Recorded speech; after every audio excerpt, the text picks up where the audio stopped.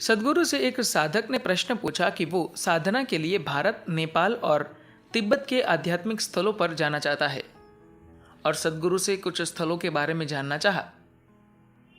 सद्गुरु हमें साधना करने की जगह के महत्व के बारे में बता रहे हैं। प्रश्न: सद्गुरु, मैं भारत, नेपाल और तिब्बत की अकेले यात्रा करना चाहता हूँ। ये यात्रा साधना के लिए होगी, इसलिए मैं जानना चाहता हूँ कि इसके लिए क्या तैयारी करनी चाहिए।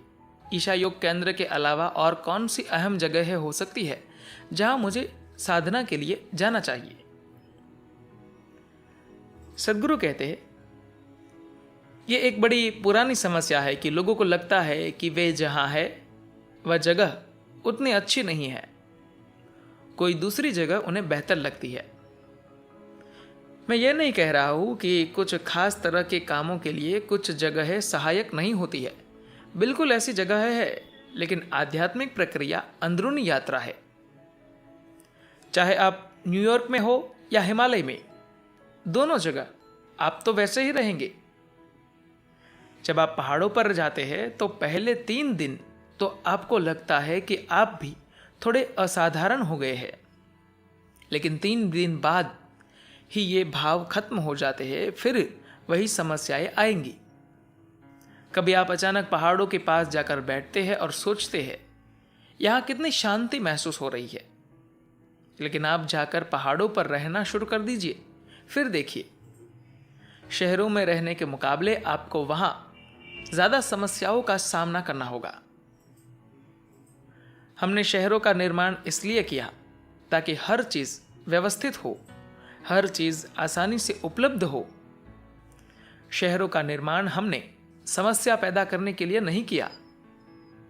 जीवन को आसान और व्यवस्थित बनाने के लिए हमने शहर बनाए। अगर हम सभी अपनी ऊर्जा को एक ही जगह लगा दे तो किसी पहाड़ की गुफा के मुकाबले कहीं ज्यादा आराम और सुविधा हमारे पास होगी। मैं ये नहीं कह रहा हूं कि ऐसी जगह नहीं है जो आपको प्रेरित कर सकती है। बिल्कुल है, ऐसी जगह है, लेकिन अगर आप पहले से प्रेरित है तो जो भी जगह आपके लिए सबसे ज्यादा सुविधाजनक हो, आपको वही साधना करनी चाहिए, क्योंकि इसका मकसद अंदर की ओर मुड़ना है, किसी यात्रा पर जाना नहीं। आप दुनिया की यात्रा करना चाहते हैं, आपको घूमने का शौक है, आप दुनिया देखना चाहते हैं, जरूर देखिए, लेकिन उसे अलग से कीजिए, उसे आध्यात्मिक प्रक्रिया के साथ मत जोड़िए। आप किसी नई जगह आंखें बंद करके मत बैठिए, यह अपराध है। आप ताजमहल जाइए और वहां आंखें बंद करके ध्यान करने की कोशिश करने लगे तो यह अपराध होगा। बहुत सारे लोग ऐसा करते हैं, वे ताजमहल के सामने बैठकर ध्यान करते हैं। नहीं, आपको आंखें खोलकर ताजमहल की कलात्मकता और बनावट का आनंद लेना चाहिए।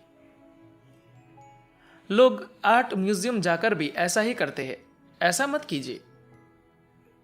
आप अपनी आंखें बंद करते हैं क्योंकि आप इस दुनिया से कोई मतलब नहीं रखना चाहते। आंखें बंद करने के पीछे यही वजह तो है।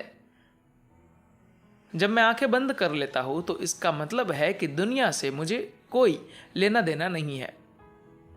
लेकिन दुर्भाग्य से ज्यादातर लोग जब आंखें बंद कर देते हैं तो दुनिया और बड़े स्तर पर आकर उनके साथ जुड़ जाती है। जब आप इस बात में साफ फर्क कर सके कि भीतर क्या है और बाहर क्या, तो एक आनंद की अनुभूति होती है जिसे आपको जरूर महसूस करना चाहिए। अगर मैं अपनी आंखें बंद कर लूं तो दुनिया मेरे लिए पूरी तरह खत्म हो जाती है।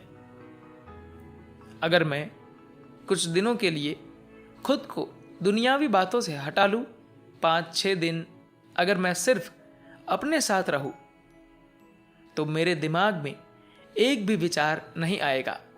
मैं पढ़ता नहीं हूं, टीवी भी नहीं देखता, मैं कुछ नहीं करता, क्योंकि सिर्फ जीवंत रहना उन सारी फालतू चीजों से कहीं बड़ी घटना है जो हम और आप कर सकते हैं। धन्यवाद।